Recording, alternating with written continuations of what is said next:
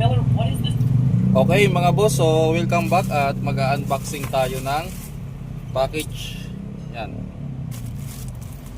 Normal na to kapag bibili ka ng pyesa sa online o kung may bibiling ka, bibidyohan para may pakitoy.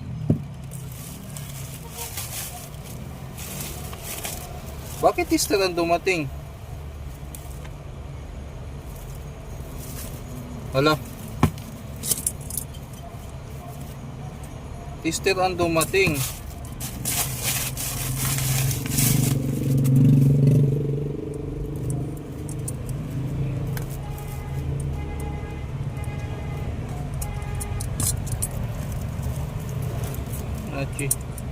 Kasama to sa na-check out ko.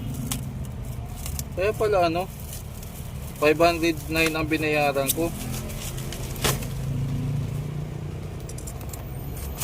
Ba't wala yung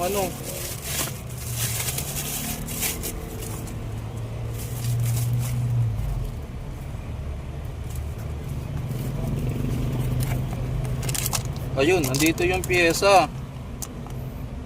So nag-order ako ng ganitong pyesa para sa sa ni-repair kong car amp. May dumating na tester. Ang tatak niya ay aning.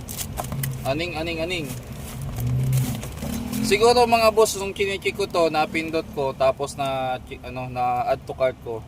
Tapos hindi ko na malayan ng isang sealer lang sila.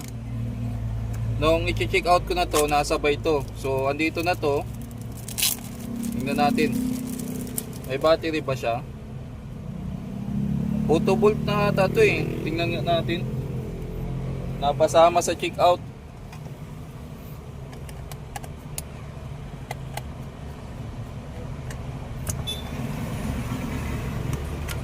Wala pang battery. Kuha tayo ng battery mga boss.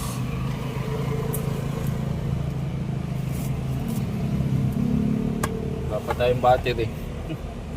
Sana ako gagamit ng battery dito ngayon. Mag-a-adapt pa tuloy ako ng battery mga boss. Saglit lang. Iyan na muna natin, stop muna natin yung record. So mayroon pala akong battery dito na mga tingnan natin. Positive. Tama yung natin. Ayun, power. Auto siya, auto volt. Kumbaga automatic yung reading niya. Maliit lang siya mga boss oh.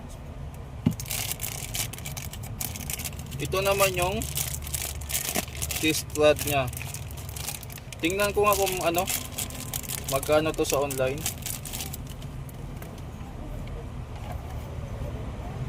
Common. Yan.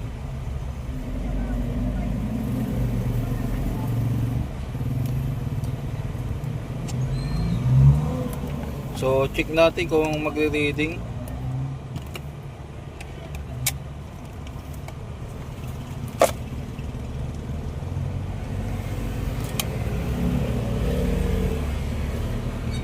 Pag ito hindi gumana, goodbye.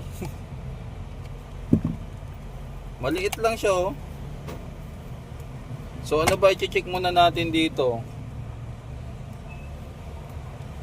Supply muna or ito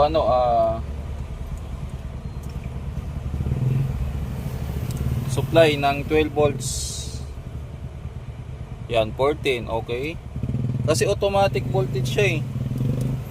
Ngayon susubukan ko namang sa 220 kasi siya eh, naka-auto siya, wala siyang pindutan na iba oh. Naka-auto lang siya. Yan. So automatic resistor. Check natin sa resistor.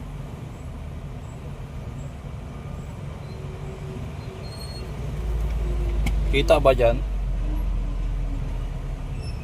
2.62. Oh, okay. Okay naman pala siya, maliit lang mga boss. Cute lang ng niya eh. Pwede siguro to pag nagto-trouble tayo. Yan. Nasabay lang. Ano bang model nito? aning na ito, aning na M13. So kumpara dito sa sa tester kong malaki, maliit lang talaga siya. Ayan, maliit lang siya. So power off, yan, on. So automatic na siya. Automatic na nagbabaser ba to kung sakaling check nga natin.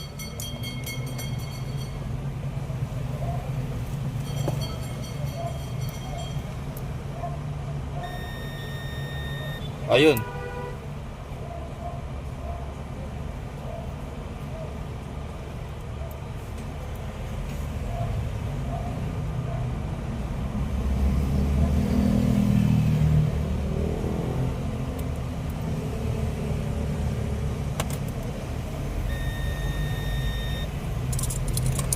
Magkakaroon ng resistance.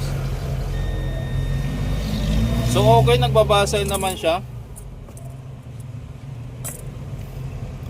Aning na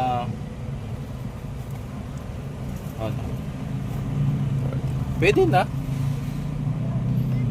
na pang repair natin, pang malapitan, maliit. So halos halos kasya sa palad ko yung tester na to. Maganda na rin, maganda na rin siya. Okay, so ang sadya natin ay ito, yung manual niya pala. So kadalasan hindi naman binabasa na yan kasi madali-dali lang din gamitin. Siguro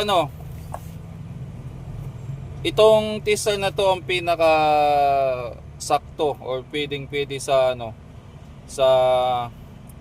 mga newbie or mga nagsisimula pa lang. Ito siguro ang pinakabagay na tester na gagamitin kasi naka auto range na siya. Kumbaga hindi ka na wala nang selector. Tsaka mura lang siya, parang kung 500 ang binayaran ko, nasa 200 plus lang siguro to mga boss, yung ganito. Okay, so hanggang dito na lang yung review natin dito sa Aneng multimeter. So yung nangyaring unboxing ay naging review ng tester ng Aneng. Okay, ulitin ko mga boss, dito sponsor by Curiosity. Siguro na accidentally nalagay ko siya sa add to cart, tapos nag-order ako ng pyesa, pareho sila ng store, tapos ito kasi yung kailangan ko talaga para sa MOSFET. Tapos ang nangyari, yun na, naging nakasama siya sa order ko. So pwede na rin